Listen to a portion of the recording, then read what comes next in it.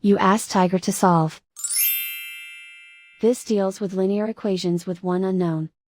The final result is x equals 9. Let's solve it step by step. Group all constants on the right side of the equation. Subtract 3 from both sides.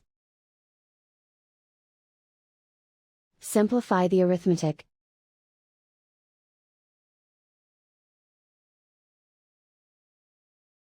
Isolate the x.